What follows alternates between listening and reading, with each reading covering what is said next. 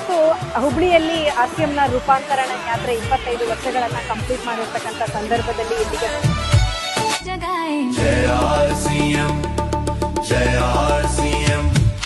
खुशियों का सैलाब उठा है हर दिल में अरमान जगा है ಇವತ್ತು RCM की ताकत से नया भारत बनाए जय RCM जय RCM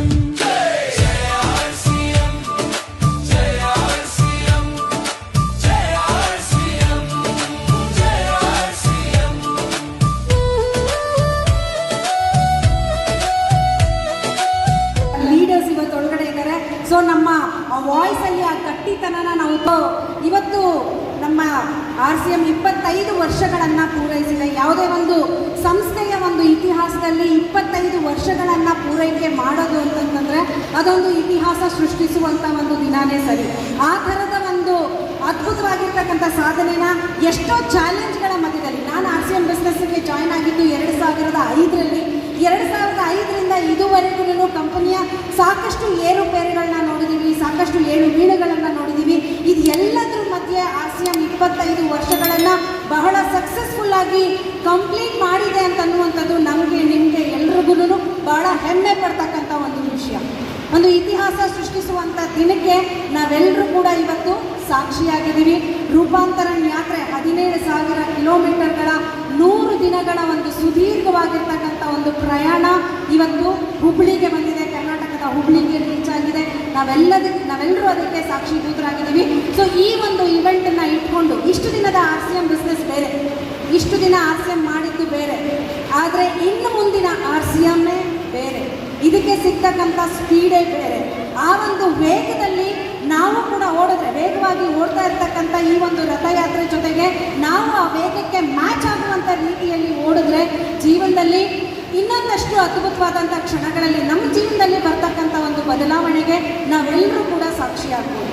ಸೊ ಹಾಗಾಗಿ ನಮ್ಮಲ್ಲಿ ನಮ್ಮ ಜೀವನದಲ್ಲಿ RCM ಹೇಳ್ತಾ ಇದೆ, RCMನ ಉದ್ದೇಶ, ಈ ಒಂದು ರೂಪಾಂತರಣ ಯಾತ್ರೆಯ ಉದ್ದೇಶ ಬಂದು ಸೇವೆ, ಆರೋಗ್ಯ ಮತ್ತು ಸಂಸ್ಕಾರ.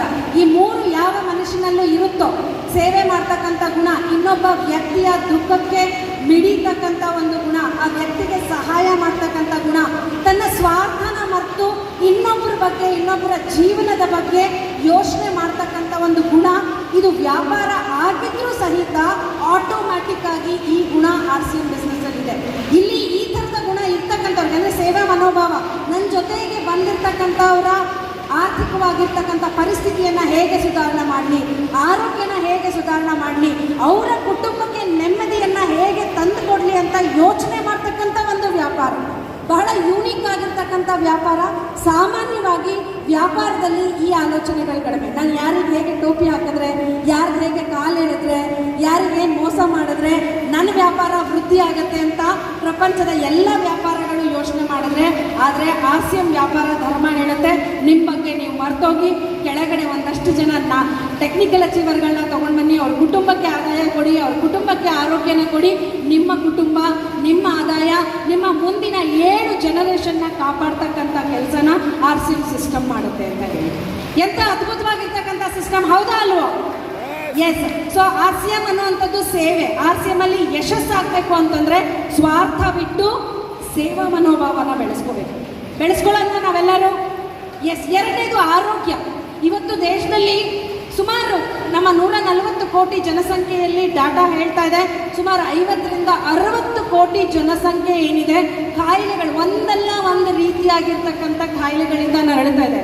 ಸುಮಾರಷ್ಟು ಜನಕ್ಕೆ ಅವರ ದೇಹದಲ್ಲಿ ಇರ್ತಕ್ಕಂಥದ್ದು ಕಾಯಿಲೆ ಅಂತಲೇ ಗೊತ್ತಿಲ್ಲ. ಸುಮಾರಷ್ಟು ಜನ ಹೆಣ್ಮಕ್ಳು ಅಂತ ತಗೊಳ್ಳೋದಾದರೆ ಹಿಮೋಗ್ಲೋಬಿನ್ನ ಕೊರತೆಯಿಂದ ನರಳ್ತಾ ಇರ್ತಕ್ಕಂಥ ಎಷ್ಟೋ ಜನ ಹೆಣ್ಮಕ್ಳಿದ್ದಾರೆ.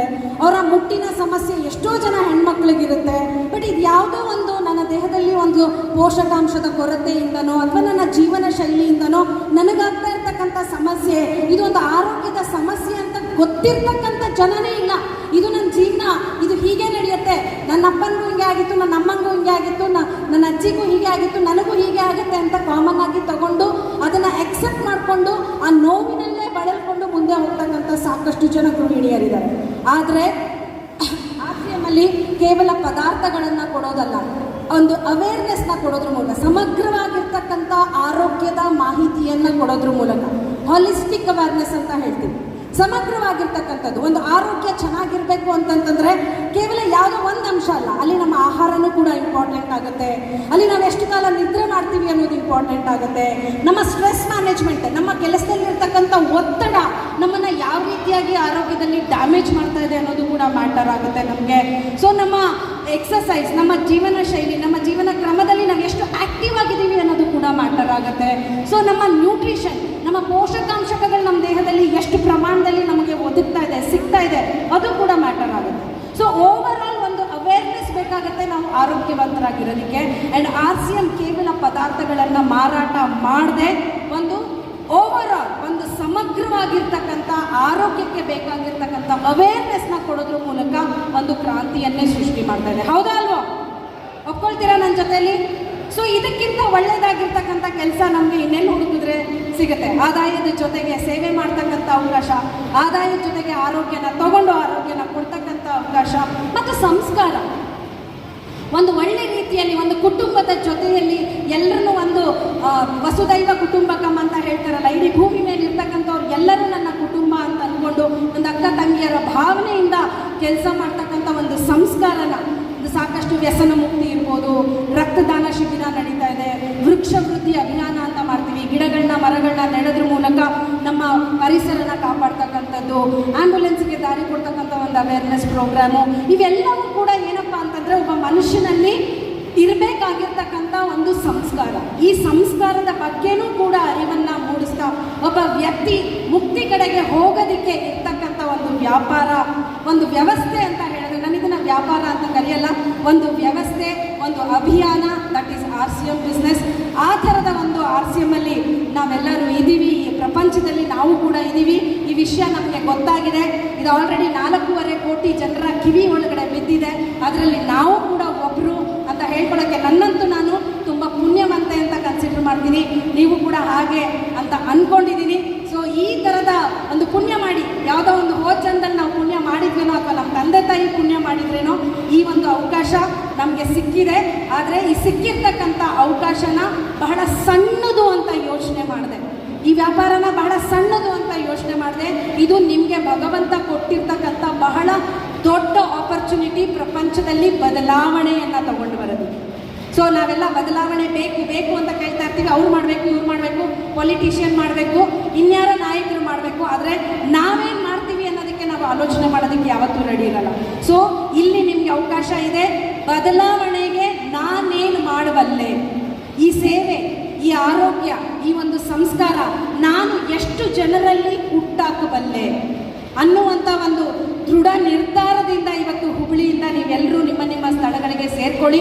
ಇಲ್ಲಿಂದ ಹೋದ ಮೇಲೆ ನಾವು ಈ ಪ್ರಚಾರದ ರಭಸ ಏನಿದೆ, ವೇಗ ಏನಿದೆ, ಇದನ್ನು 2 ಪಟ್ಟು 3 ಪಟ್ಟು 4 ಪಟ್ಟು ಹೆಚ್ಚು ಮಾಡಬೇಕು. ಮಾಡ್ಬೋದಾ? ಆ ಎನರ್ಜಿ ಇದೆಯಾ? ಆ ಶಕ್ತಿ ಜೊತೆಗೆ ನಾವು ಆಚೆ ಹೋಗ್ಬೋದಾ?